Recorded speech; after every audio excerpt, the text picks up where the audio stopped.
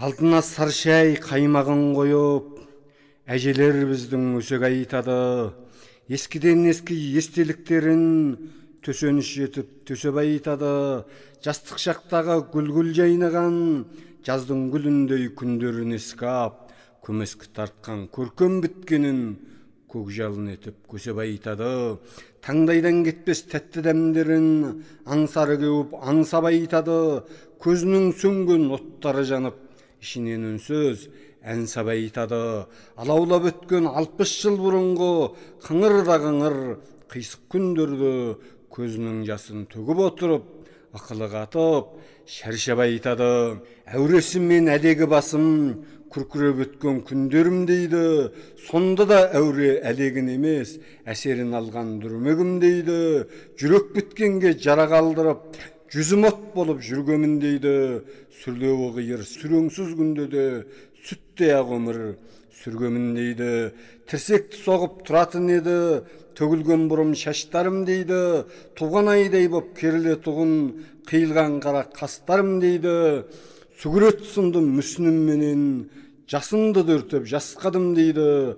Азамат біткенді ынтызар етіп, алчаң да алчаң басқамын дейді.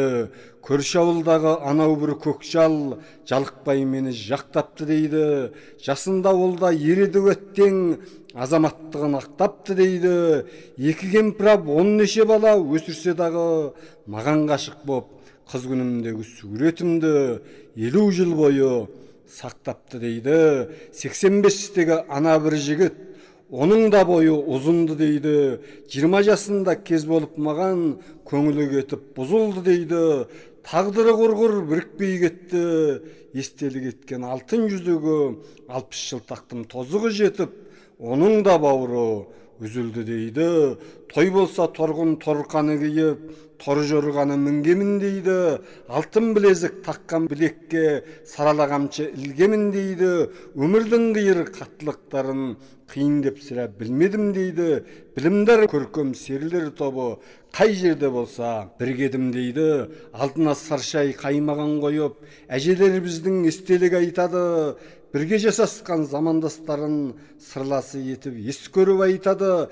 Келмеске кеткен сүйген жараларын арман қып айтып, мұң төгіп іштен кемсеңдеп отырып есіне алып, өзіне өзі дес беріп айтады. Әжелер біздің естелік айтады.